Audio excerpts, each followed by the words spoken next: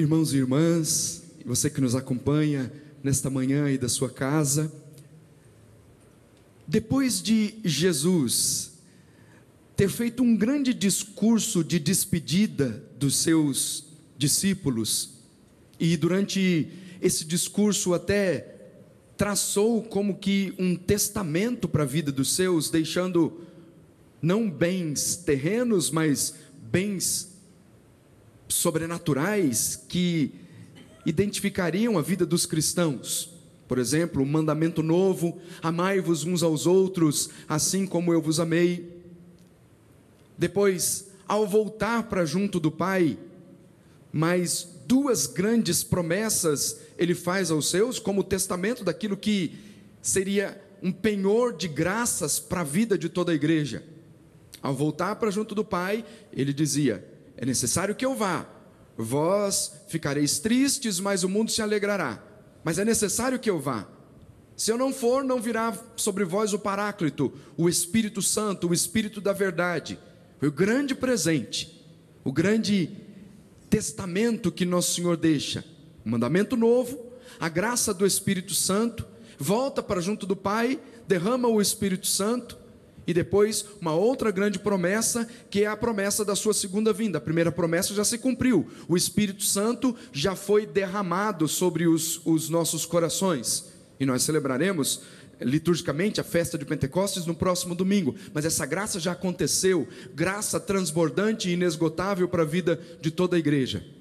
E a segunda grande promessa é da sua vinda gloriosa, que nós aguardamos ansiosamente, sem saber o dia nem a hora que isso vai acontecer, mas sabemos que acontecerá. E também, durante essa semana, nós começamos a ouvir o capítulo 17 do Evangelho de São João, que é chamado dessa grande oração sacerdotal, em que Jesus faz uma súplica pela unidade. O que é a unidade e de onde é que vem a unidade? A unidade é fruto da graça do Espírito Santo na vida da igreja. Se nós nos recordarmos muito bem, no dia de Pentecostes, o que é que aconteceu? O Espírito Santo vem como um vento impetuoso, abala as estruturas do lugar onde os apóstolos estão reunidos junto com Nossa Senhora, e de repente começam a se juntar ali judeus vindos das mais diversas regiões, cada um com sua língua diferente, mas o Espírito, que é o artífice da unidade, fala uma linguagem que todos entendem. É o Espírito que gera a unidade. Por isso que no próximo domingo, ao celebrar o Pentecostes, a gente celebra a unidade, a festa da unidade. É o Espírito que gera a unidade da igreja. Quando, por interesses próprios, por várias razões, se estabelece a falta da unidade, é porque está faltando um vínculo perfeito de unidade, que só pode ser proporcionado pela graça do Espírito Santo. O Espírito é aquele que refaz a unidade. É como aquele que, vendo partes que estão desvinculadas, fragmentadas, separadas, trabalha como um divino soldador, para que as partes novamente estejam unidas, e unidas em torno de objetivos comuns, no anúncio da palavra, e é uma unidade na diversidade. E a grande súplica que nós fazemos durante estes dias: nós somos diferentes, e embora sejamos diferentes, pertencemos a um único corpo, e aqueles que por diversas razões acabaram se separando do corpo, nós oramos a partir desta oração de Nosso Senhor, pedindo que se reintegrem à unidade da igreja. Mas há algo importante que Nosso Senhor diz durante essa oração sacerdotal. Ele diz de uma forma muito clara que a unidade, e aqui há uma imagem belíssima que nós precisamos nos recordar, que é da visão que o livro dos Atos dos Apóstolos nos apresenta dos primeiros cristãos.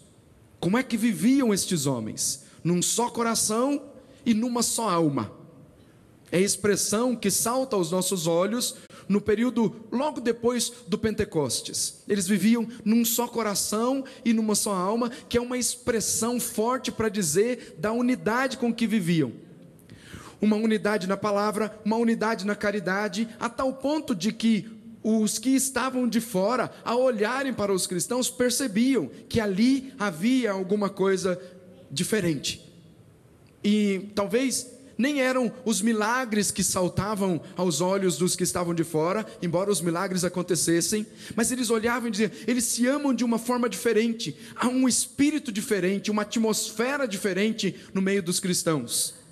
E era exatamente a unidade na caridade. Eles viviam um amor fraterno, um amor tão grande, uma assiduidade ao ensinamento dos apóstolos, na comunhão fraterna, na fração do pão, nas orações, amavam-se uns aos outros, e isso era algo de uma força extraordinária, que se chama força de testemunho. Se os cristãos não vivem a unidade, que força de atração esse testemunho exercerá sobre a vida dos outros? Se os que olham de fora veem somente divisões, se os que olham de fora veem uma igreja dividida, partidária, certamente isso não será força de atração para que ninguém se interesse. Mas à medida que os cristãos dão testemunho de uma vida cristã autêntica, conduzidos pelo Espírito Santo, no espírito da unidade, os que olham de fora veem que vale a pena fazer parte também desse grupo. Os que olham de fora sentem o desejo também de viver a comunhão fraterna, de partilhar, de comungar desses ensinamentos, de viver a fração do pão, de partilhar a vida de oração. Então é preciso que os cristãos deem testemunho. Para que se chegue à unidade perfeita, é preciso que haja um empenho na vida de oração, orando constantemente, pedindo ao Espírito que nos conceda esta graça, e também um testemunho. Aqueles que são conduzidos pelo Espírito Santo testemunham a graça da unidade. Essa é a nossa súplica durante este dia.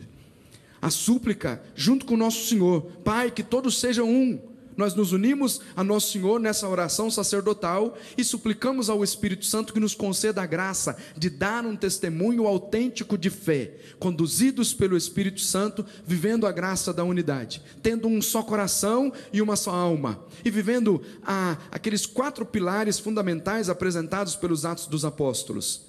Primeiro, viver num só coração e numa só alma. Depois, viver na assiduidade ao ensinamento dos apóstolos, viver na comunhão fraterna, na fração do pão e nas orações. Que essa graça constante acompanhe a nossa vida, que o Espírito, que é o artífice da unidade, nos conduza à verdadeira unidade, e que essa graça esteja presente entre nós.